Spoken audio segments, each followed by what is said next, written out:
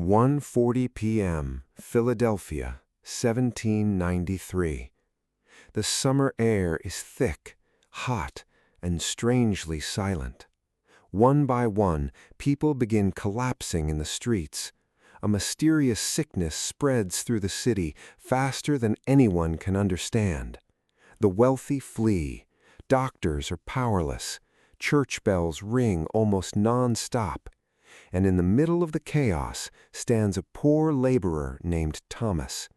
He has no money, no carriage, no place to escape, only a sick wife, 2 frightened children, and a terrible choice: stay and risk death, or abandon everything he has ever known.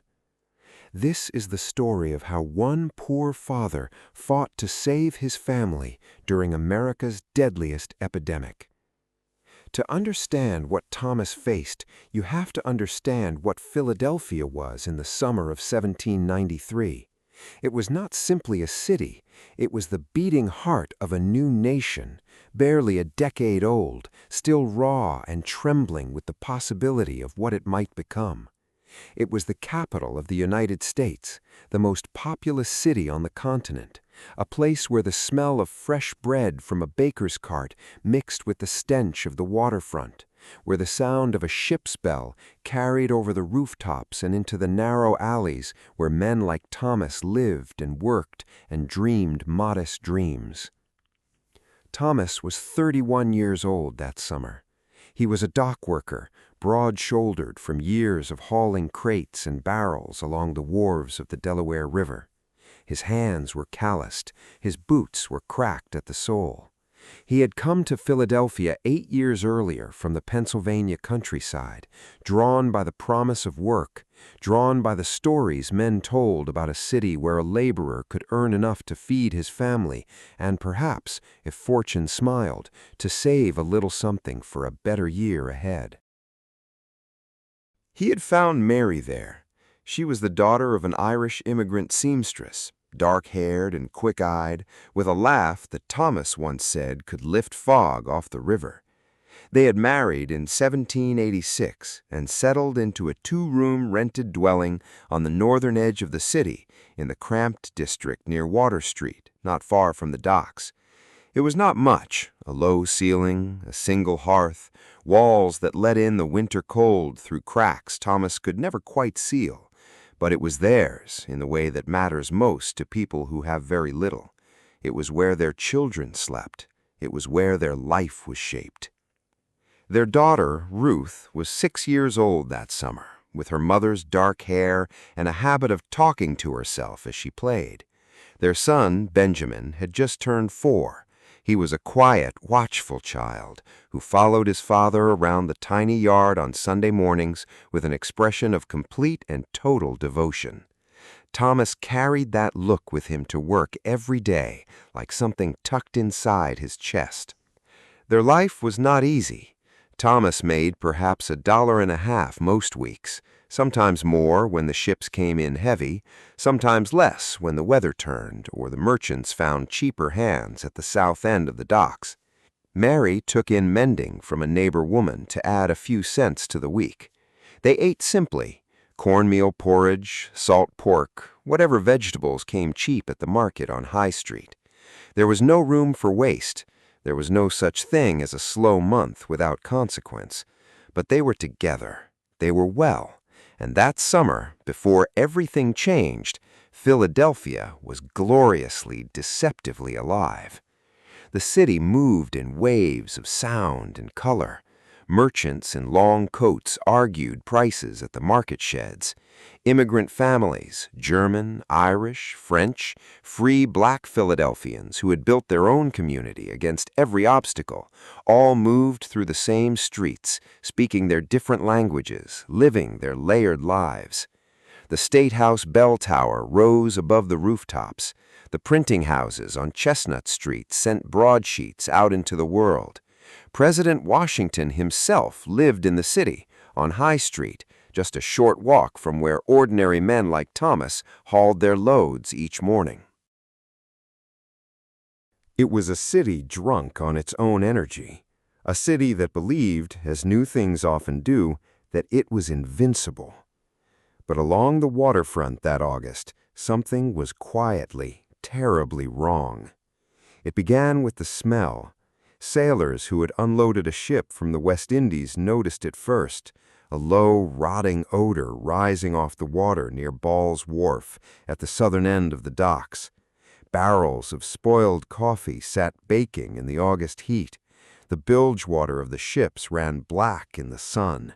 Swarms of mosquitoes, more dense than anyone could remember, hung in clouds over the water's edge at dusk. Nobody thought much of it. Summer in Philadelphia always carried a certain unpleasantness. The gutters ran foul, the wells sometimes went bad. The air was always heavy in August. Then, people started getting sick. At first, it was whispers. A man on Water Street found dead in his bed on a Thursday morning. A woman who worked at a dockside tavern taken by fever so sudden and so violent that her employer said she had seemed perfectly well at noon. A child, then 3 more adults, then a dozen. The deaths were fast and brutal and strangely similar. A sudden fever, a horrible yellowing of the skin, bleeding from places the body was never meant to bleed from, and then a violent, merciful end that came far too quickly for anything resembling a good death. Thomas heard the rumors at the docks the second week of August. He heard them the way working men always hear bad news, in fragments, between tasks, passed from one man to another with the low, careful voice of people who are not quite ready to be frightened, but are moving in that direction. He went home that evening and told Mary what he had heard. She listened carefully, the way she always did, her hands still moving over a piece of mending in her lap. "It's probably the summer sickness," she said. "It comes every year." Thomas nodded. He wanted to believe that. Most people did. Dr. Benjamin Rush, the most prominent physician in the city and a signer of the Declaration of Independence, had begun to suspect otherwise. He had seen several of the early cases, and what he saw disturbed him deeply. He recognized the yellowing of the skin, the dark matter that the sick began to vomit as their bodies failed, a substance the doctors came to call black vomit, and the terrifying speed at which ordinary people collapsed. He believed it was yellow fever. He had read about outbreaks in the Caribbean. He knew what this could become. But other doctors disagreed. Some blamed the rotting coffee at the wharf. Some believed the fever was caused by the foul air rising from the gutters and the river. The concept of mosquitoes carrying disease was still a century away from being understood. In 1793, the city's best medical minds were working almost entirely in the dark, armed with theories and bleeding bowls and the stubborn conviction that they were doing right by their patients. Rush prescribed a violent purging and bloodletting that likely weakened many of the people he was trying to save. Other doctors gave different remedies: bark infusions, vinegar, cold baths. Nothing worked reliably. Nothing stopped the dying. By late August, the city had begun to understand that something unprecedented was happening. The newspapers, the Federal Gazette, Dunlap's American Daily Advertiser, began reporting deaths, 10 in a day, then 20, then numbers that no one in the city had ever seen attached to a single cause. People read the death lists the way you read a document that cannot possibly say what it clearly says, searching for an error, finding none. Fear moved through Philadelphia the way fever moves through a body, quietly at first, then all at once and everywhere. The wealthy left. That was the first and most important thing Thomas watched happen, and he watched it with a cold clarity that settled in his stomach like a stone. The carriages began rolling out of the city in a steady stream, heading north and west toward the countryside. Families who owned houses in the city loaded their valuables and their children into coaches and drove away from everything that Thomas could never drive away from. President Washington himself would eventually leave. Alexander Hamilton and his wife fell ill but survived. the governor of Pennsylvania moved the state government out of the city entirely.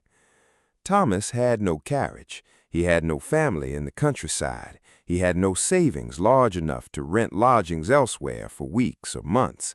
He stood on a corner near his house one morning in early September and watched a well-dressed family load a second coach, their servants running back and forth with trunks, their children pale and quiet on the seat.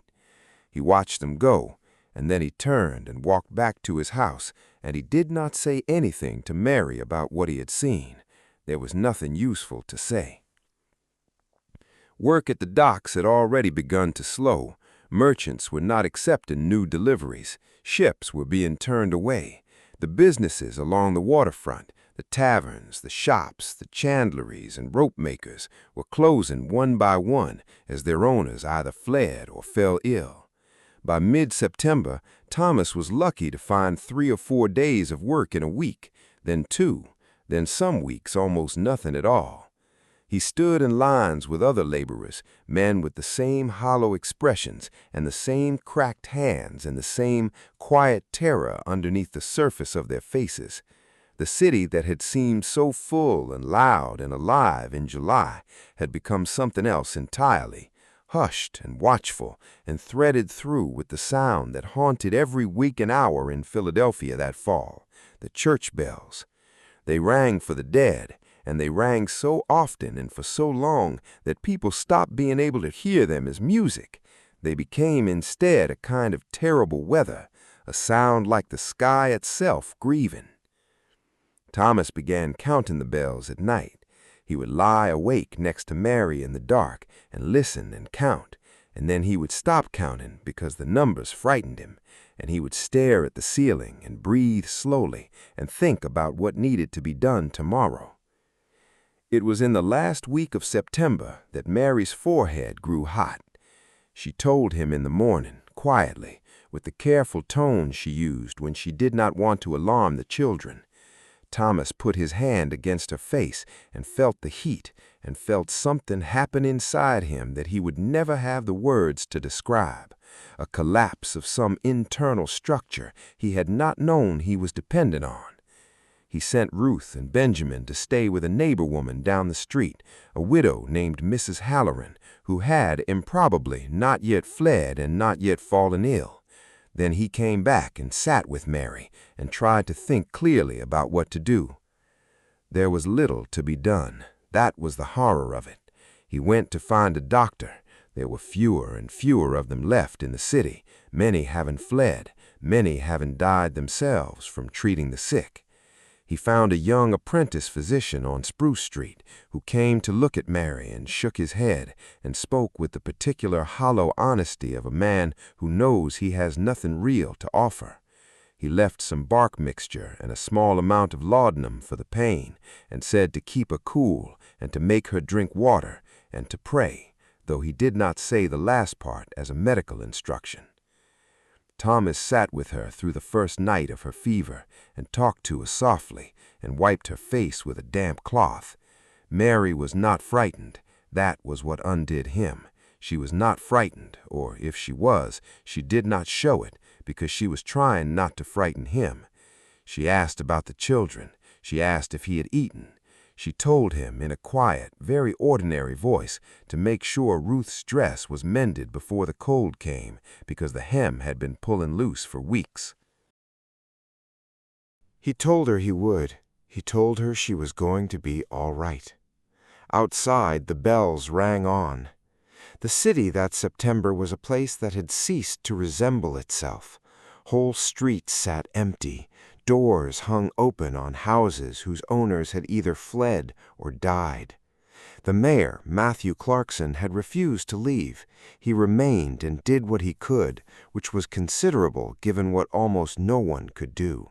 He worked with a committee of volunteers, many of them free black Philadelphians, organized by Absalom Jones and Richard Allen, who had heard that black people might be immune to the fever, a belief that proved tragically false, and had stepped forward out of both faith and community duty to nurse the sick, to drive the dead carts, to sit with the dying in houses that no one else would enter. These were the heroes of the epidemic, not soldiers or generals or men whose names decorated the marble facades of important buildings. They were ordinary people, black nurses and volunteers, a few devoted doctors, committed members of the mayor's committee, doing the hardest imaginable work for almost nothing, moving through a city of death with the same quiet determination that Thomas tried to hold on to in his own small life. The death wagons moved through the streets every morning. Thomas heard the wheels on the cobblestones from inside his house.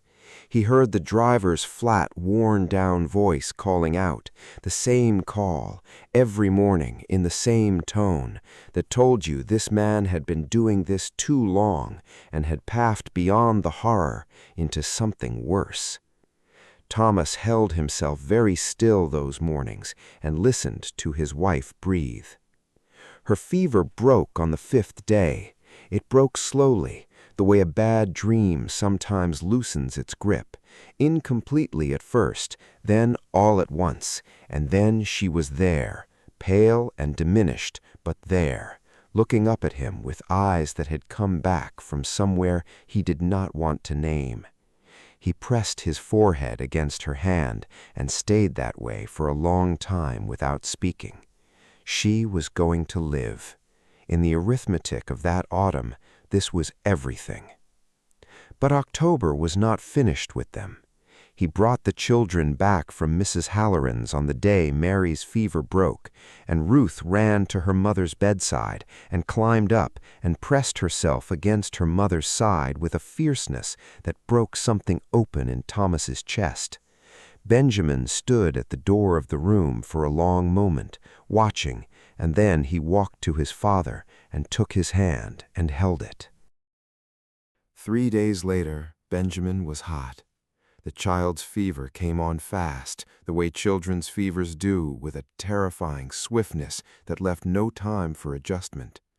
1 hour he was sitting up eating a little porridge, the next he was burning. Thomas put him to bed and sat on the edge of the mattress and thought of nothing coherent for a very long time.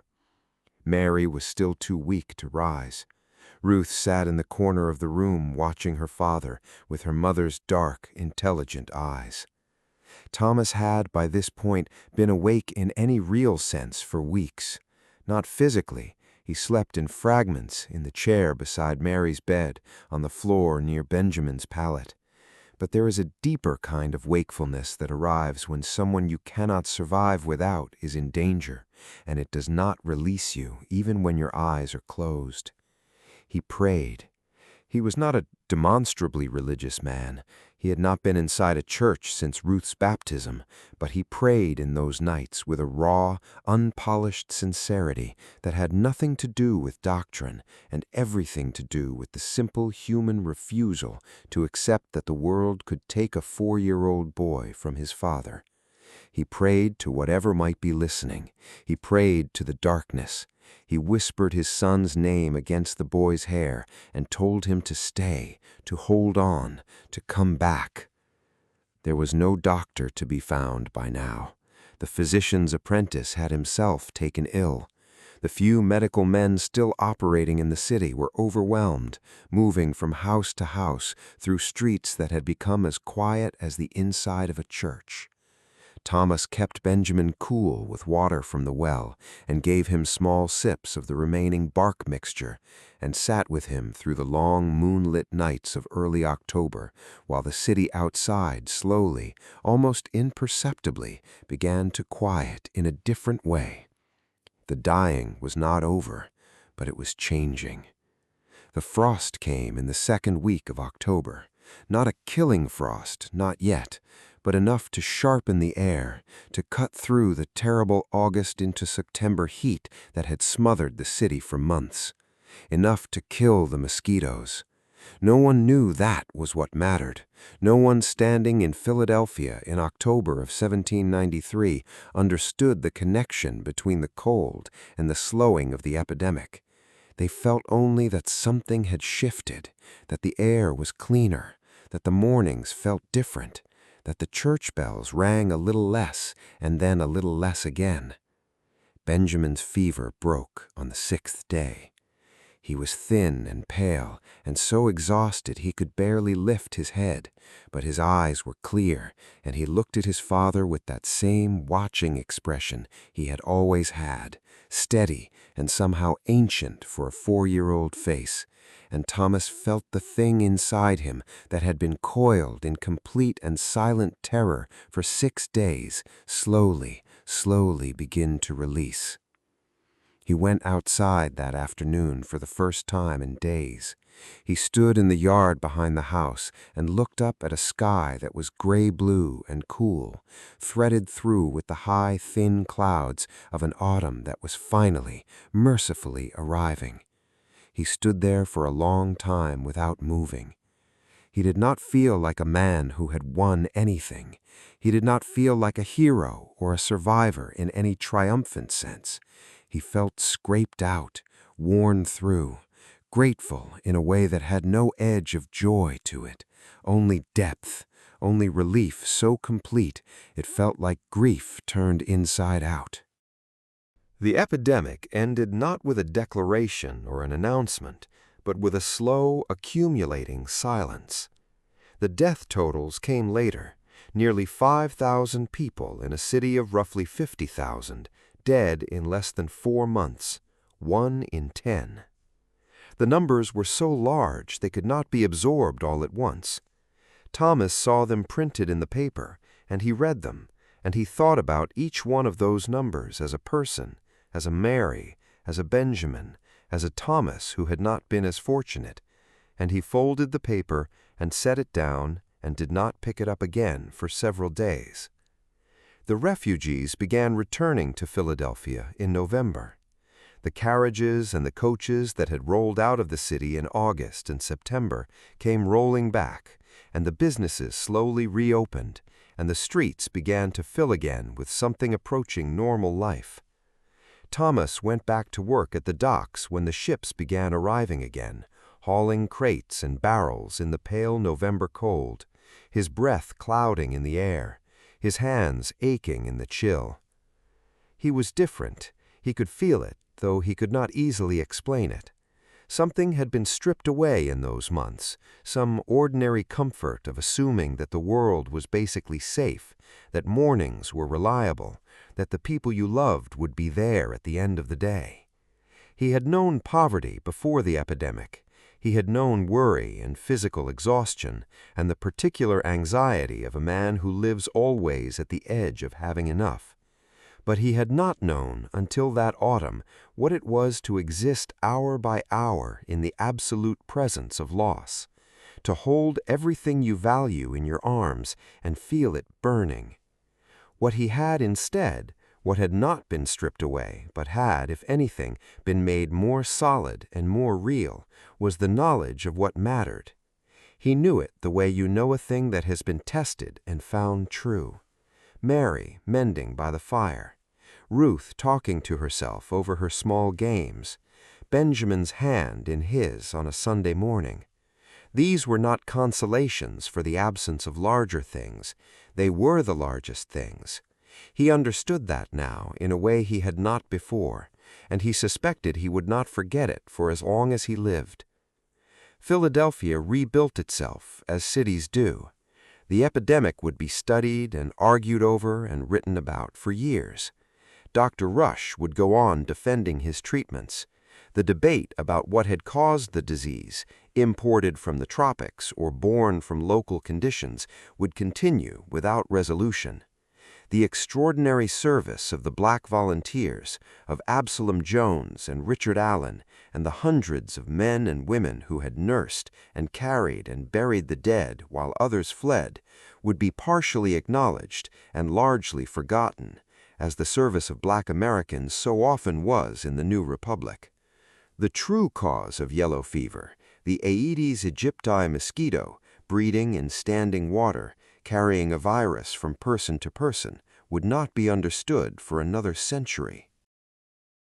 Life moved on, the way life always does, carrying its dead with it. Thomas worked the docks through the winter. He repaired the crack in the wall of the house in December, filling it more carefully than he ever had before. He watched Mary's color come back slowly, week by week, through the gray months. He watched Benjamin grow strong again, louder, more assertive, more demanding in the way of healthy 4-year-olds who have no memory of having been sick. He watched Ruth read haltingly from a primer she had borrowed, and he thought about finding a way to get her more proper schooling in the spring. He was not a man who wrote things down. His story was not preserved in letters or journals or official records. In the history books that would be written about the Philadelphia epidemic of 1793, his name would not appear. The names that appeared were the names of doctors and politicians and founders, men who moved through history in the lit center of the frame. Thomas lived at the edges, as most people do.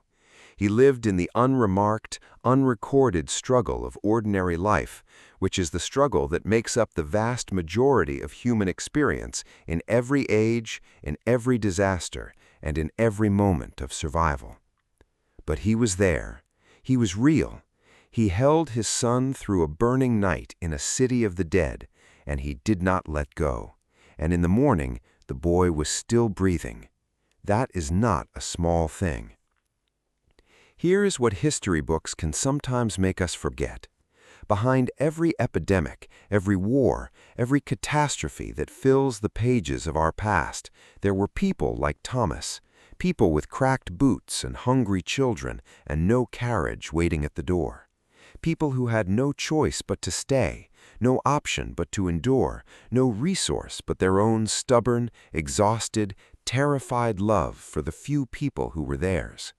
They are not celebrated, their names are not carved in stone, but they survived, many of them, in the ways that mattered most. They kept their families alive through sheer refusal to stop trying. They carried ordinary life forward through the smoke and the silence and the bells, and they delivered it, imperfect and wounded and still breathing, into the next year. We are the inheritors of their endurance. Every generation of Americans has received from the generation before it the same fragile and essential gift. Not safety, not certainty, not the promise that things will not get hard, but the example of people who faced the hard things and did not let go of what they loved. The bells of Philadelphia rang for the dead in the autumn of 1793. They rang for nearly 5,000 souls who did not make it through. And somewhere in the silence between those bells, a poor laborer named Thomas sat with his recovering son in a small house near the waterfront, listening to his family breathe, and held on. That is the story. That is always the story. And it is worth remembering. And that is the story of Thomas, a poor father who had nothing but love and made it enough. Where are you watching this from? Drop your city in the comments below. I would love to know. And if this story moved you the way it moved me, hit that subscribe button right now, because we have many more forgotten stories like this one waiting for you. History was never just kings and generals. It was people like Thomas, and their stories deserve to be told.